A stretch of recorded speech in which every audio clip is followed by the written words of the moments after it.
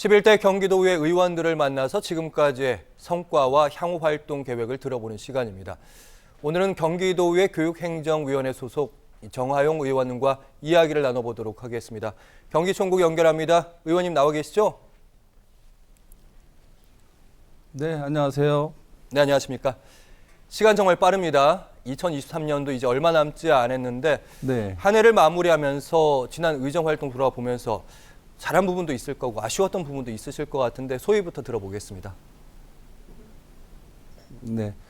먼저 우리 지역 주민들께 지지와 성원 등의 많은 관심에 힘입어 의욕적이고 열정적인 의정 활동을 할 수 있어서 정말 고맙습니다. 이 자리를 빌어 주민들께 감사와 인사를 드립니다. 저는 지난 한 해 개선이 꼭 필요한 조례를 대표 발의했고 각종 예산을 면밀히 심의했으며 교육청 행정사무 전반에 관한 그 상황을 정확하게 파악하고 잘못된 부분은 지정할 수 있도록 하는 등 우리 경기 교육 행정이 효율적으로 수행될 수 있도록 의정 활동에 최선을 다해 왔습니다. 이 외에도 주요 현안을 꼼꼼히 챙기고 민생 현장을 직접 찾아가는 등 현장 중심의 적극 의정 활동을 펼치고 현안을 해결을 하기 위해 각 학교 학부모님들과 정담회를 수시로 개최함으로써 학생과 도민 여러분들의 시름과 고통에 깊이 공감하며 도연으로서 역할에 충실히 해오는 등 후회 없는 의정 활동을 펼쳐왔습니다. 네, 의회에서도 열심히 했고 현장에서도 열심히 했다 이렇게 자평을 해주셨는데 정하용 의원님 제가 이력을 쭉 살펴보니까 상임위가 경기도의회에서 교육행정위에서 활동을 하셨더라고요. 시간이 되시면 교육행정위가 어떤 곳인지 시청자분들께서는 좀 낯설 수도 있으니까 설명도 좀 해주시고 특별히 교육행정위를 선택한 이유가 있을까요? 예, 두 가지 이유가 있는데 첫 번째는 지역에서 오랫동안 청소년 지도위원회, 초중고 학교 운영위원 등 학교 폭력 대처위원회 등 학생 관련된 분야에서 봉사활동을 많이 해왔는데 이러한 부분들을 개선하려다 보니 제도권에 있지 않아 고쳐나가기 어려운 한계가 있었습니다.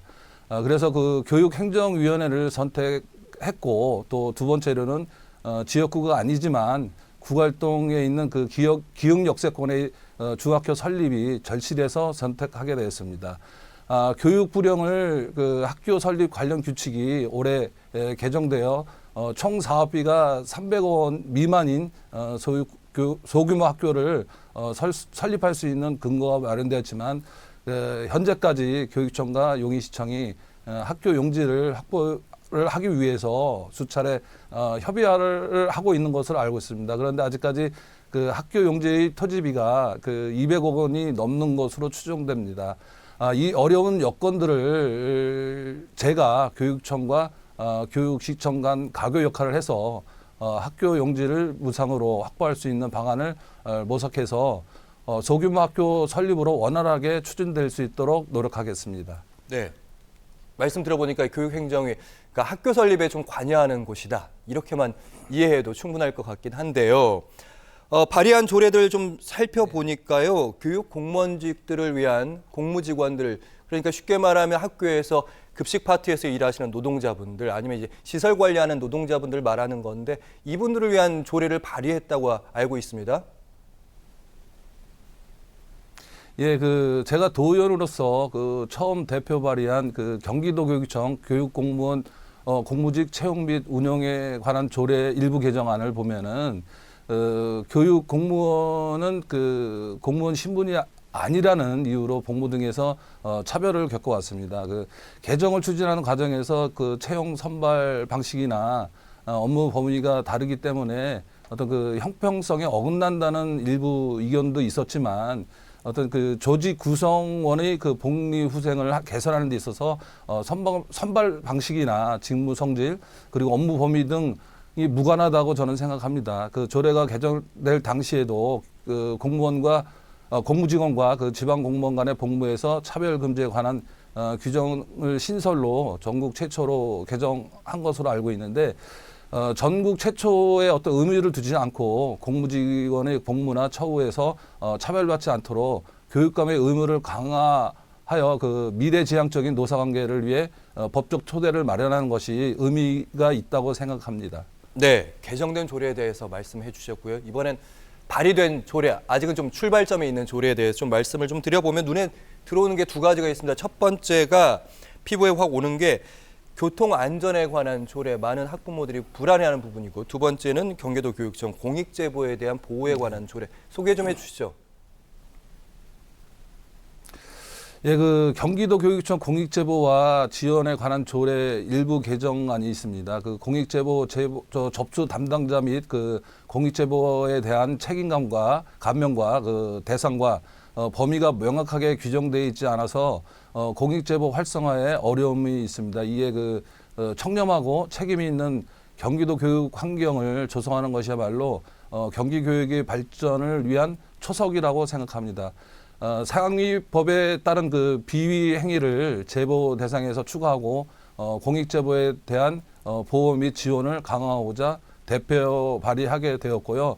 또한 그 원안 가결되었습니다. 그리고 또 그 경기도교육청 학교 교통안전에 관한 조례 일부 개정 조례안은 12월 6일 날 대표 발의하여 지금 현재 계류 중에 있습니다. 그 발의한 이유는 최근에 그 택지가 조성된 곳이나 원도심 중 개발된 곳은 통학로가 잘 설치되어 있지만 그렇지 않은 원도심은 통학로가 아예 없거나 있더라도 안전봉 몇 개만 고정시켜 놓은 등 제대로 된 통학로를 확보한 학교가 별로 없습니다.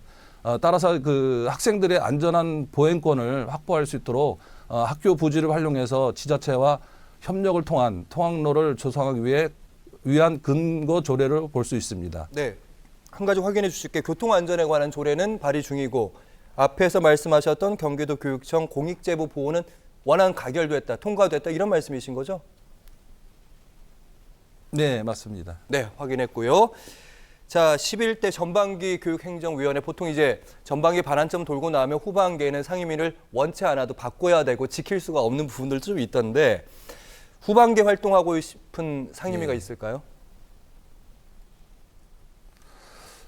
상임위는 그 어느 상임위나 그 도민의 어떤 삶과 직결된 사항을 다루는 중요한 위원회입니다. 그렇기 때문에 모든 상임위가 중요하지만 저는 그 교육행정위원회를 희망합니다. 그 2년 가까이 그 교육행정위원으로서 활동하면서 각종 교육행정 정보와 사업의 이력을 많이 알고 있고, 교육 현장의 고충을 잘 듣고 원만하게 해결하기 위해 교육청과 수시로 협의하는 가교 역할에 충실해 현안을 풀어가는 노하우를 가지고 있는 등 전문성을 갖췄다고 생각합니다.